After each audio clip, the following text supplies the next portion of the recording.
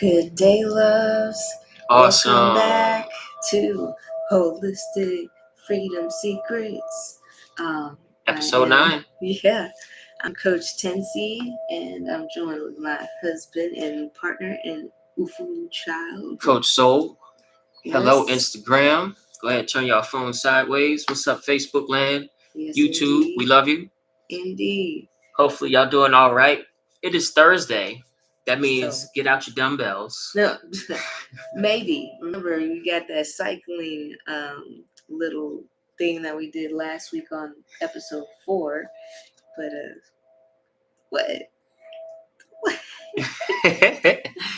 I'm just Means it's move saying. day. Yes, it is move day, and that's super exciting because every Thursday we're gonna come on and talk about a different topic related to intentional movement, that element of the Freedom Five for our holistic health.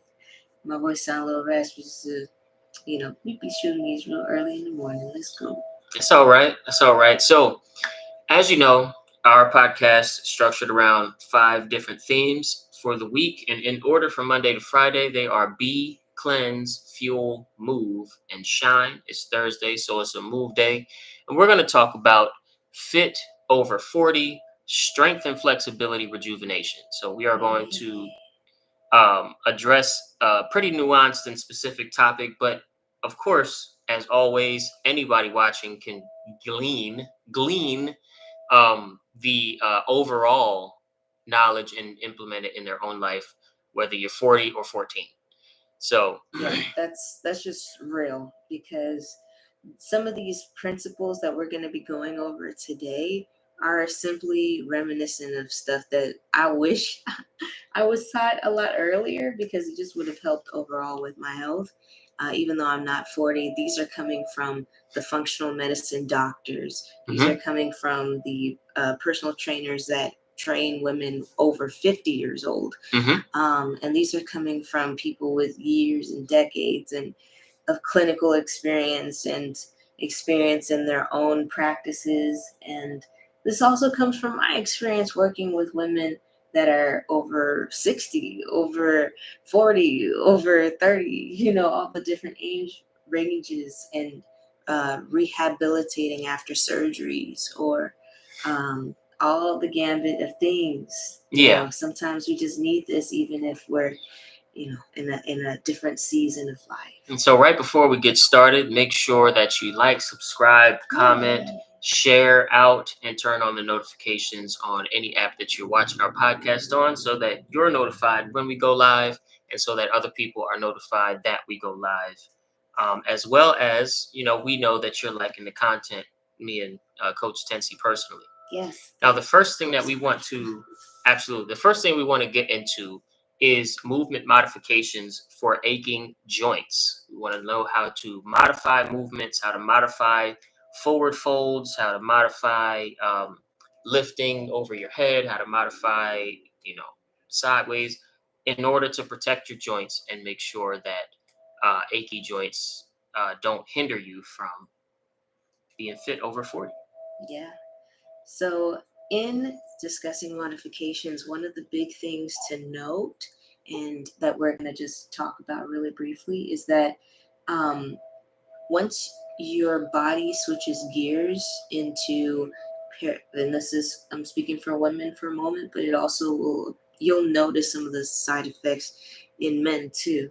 But for women, once your body switches into perimenopause, menopause, postmenopause, that is when we have lower estrogen. Or even women, maybe you were on the pill for a long time and it just did some things to your body.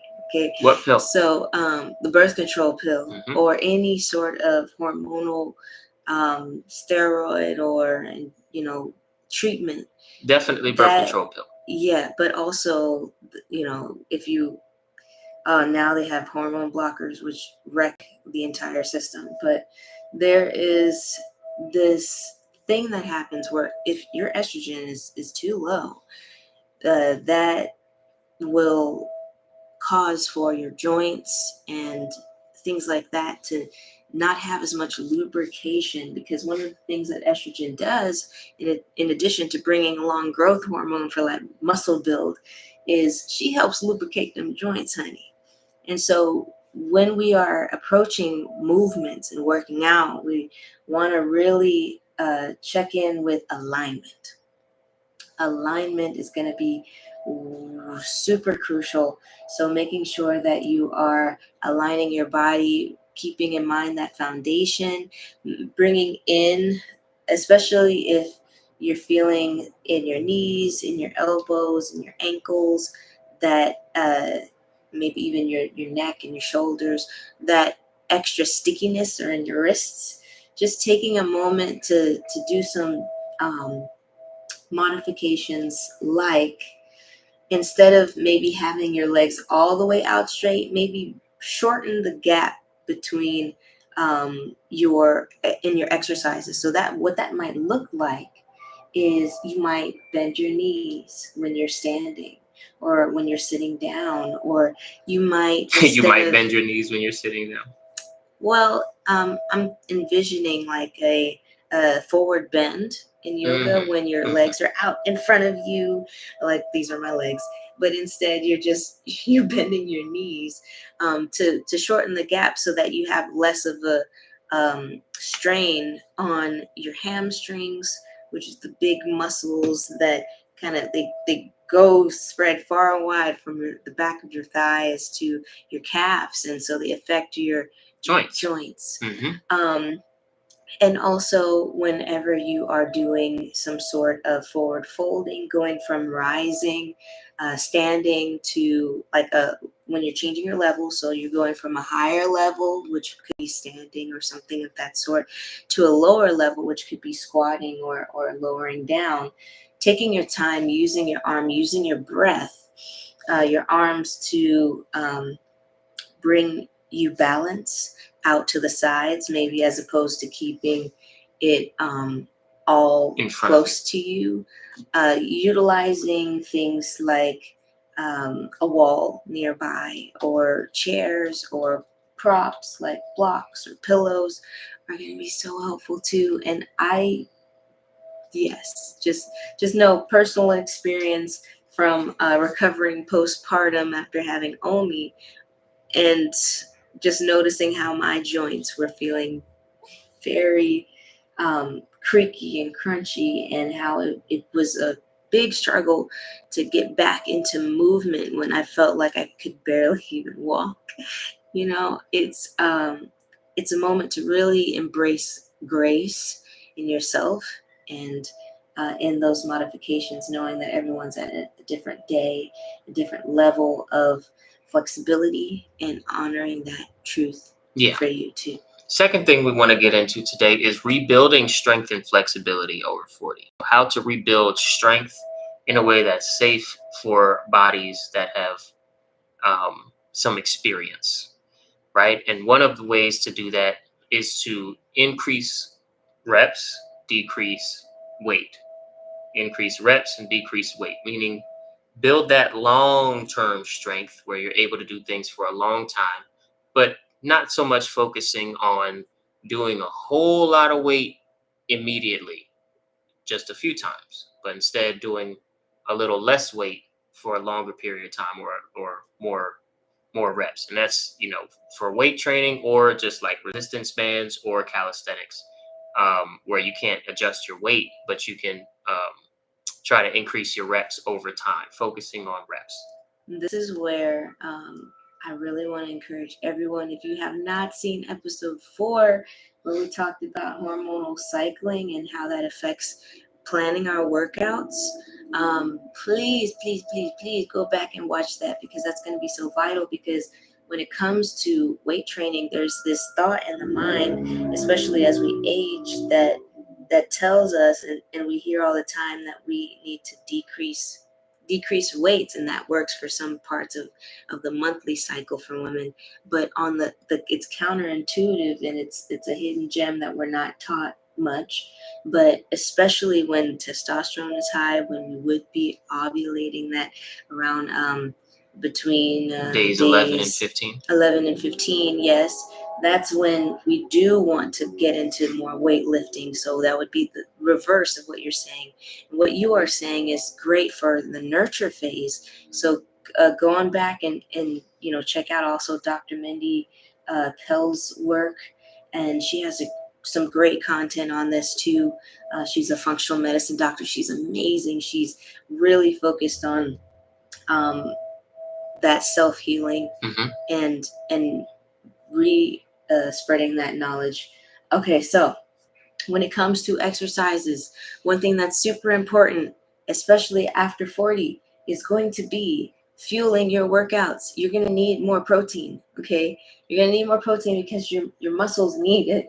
Your muscles need it in order to really sustain you, and you need to strengthen those muscles in order to come to more mobility, come to more flexibility, come to all of that. So specifically to flexibility, getting into those gentle stretches at least every day. You're doing some gentle stretching, and with that, I want it to be more intuitive. And if you're not as intuitive, then follow along to a gentle stretch that you find online, and just when you notice them going a little deeper, don't try to compete and get there. Use your breath. Mm-hmm. Breathe. Allow the inhalations to fill up your body, and allow the exhalations to allow you to kind of relax, deepen, surrender into what your movement is leading you into in that moment, how your body's positioned. Yeah, and I actually want to piggyback off of that just a little bit. The mindset sometimes is like Coach Nancy just alluded to, that we want to compete with our instructors. So when we see them do a forward bending stretch, we want to go as far as they do with legs as straight as theirs. Or when we see them, um, doing something with weight, or doing something with jumping, things like that. Especially, jumping is very hard on your joints Mm. at any age. So don't compete with the instructor. Simply uh, use the best of what they're doing to aid and help you as you're listening to your body and you're adjusting to the task that's in front of you. Yes. That's a mindset thing. And sometimes, especially if you're very competitive, just naturally, that's hard to get over. But and really, I'm kind of seeing in my mind the yoga classes. When you're in yoga, that's when it really shines, especially for a lot of women, is you try to compete with the instructor. Yes. Don't worry about that. Mm-mm. Yeah, this is your journey, and with that, we mentioned something great, because this is important when it comes to modifications too, is the jumping, right? So especially like for people that you've had knee surgery, honey, you had that hip replacement, girl. You just, maybe your knees are just feeling a little extra creaky today, and for me, one of the best tools that I have ever gotten is a mini trampoline, where it uses these bungee cord type things instead of springs, because it doesn't jar your knees, and you can still like utilize you can still do some of the jumping and things, if that's as far as your body's taking you. But even if you can't do that, look into low impact workouts, low impact um, interval training. You Mm-hmm. can find it on YouTube. And as far as resources and practical tips, there's some really great workout app. There's one that I use all the time. It's free. It's always free. They try to like sell you a little upgrade, but you ain't gotta get it. Okay. And you can even put on your TV on the free version and do the workouts with a big screen. So it's called Fit On. Fit On. I don't. They're not paying us. Yeah, they're not paying us. We So do we're not use getting it. nothing, So but I do use it.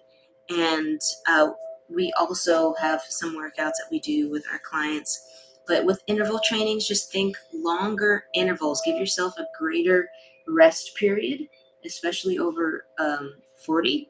Or if you're just in recovery mode, give yourself a longer rest period. And that would look like closer to 90 seconds versus 20 seconds or 30 seconds, which is most high intensity or HIIT workouts. These are going to be very helpful for also releasing that pent up padding and weight, those pent up emotions that pack on the some pounds for us to get to a healthy, manageable weight and BMI that feels good to us, that feels good and that's healthy for our bodies. So yeah. Yeah, absolutely. And what Coach Tensi is, talking about is sometimes when we have emotional blockages or we create emotional habits that are unhealthy, they can also impact our joints and our workouts, if you will, our stretches, because your body stores your emotional memory in various ways. And sometimes what will happen is around your joints and around different parts of your body, there will be pent up or stuck emotional, well, muscle will be stuck liquid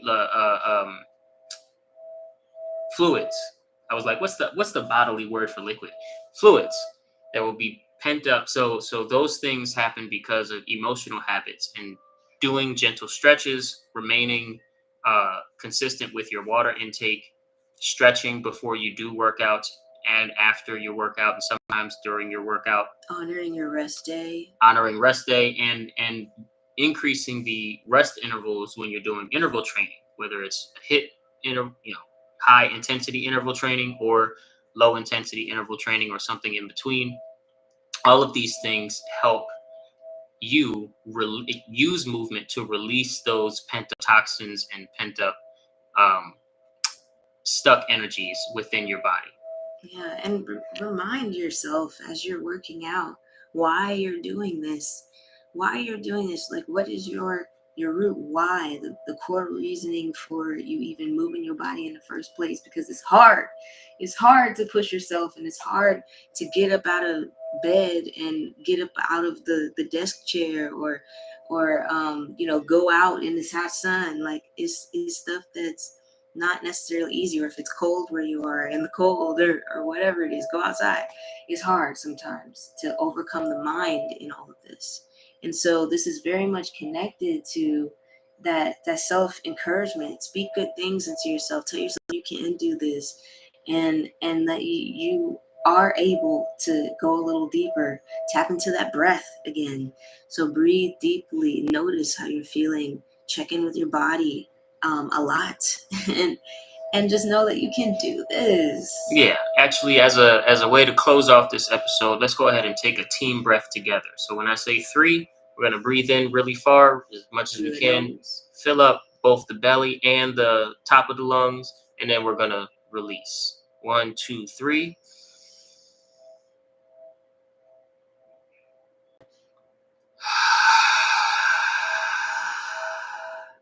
Nice little team breath there. Thanks so much for tuning in to today's episode of the Holistic Freedom Secrets podcast. I am one of your hosts, Coach Soul Expression. It's my lovely wife. I'm Coach Tensi. Good day, loves, and we've been talking for a little bit, so you kind of know me a little bit. We are gonna catch you with the next episode.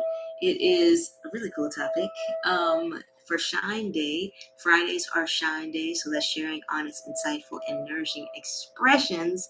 That's our relationships. That's our outward expression, turning the things that we know into action and sharing them with others, uplifting our personal circles and things of that nature. But what is the topic for next week, my love?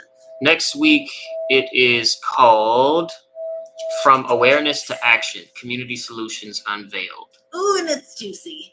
I'm so excited. So remember to turn on your notifications so that you get notified when we go live. And we will see you in the next episode tomorrow. Peace, love. Peace.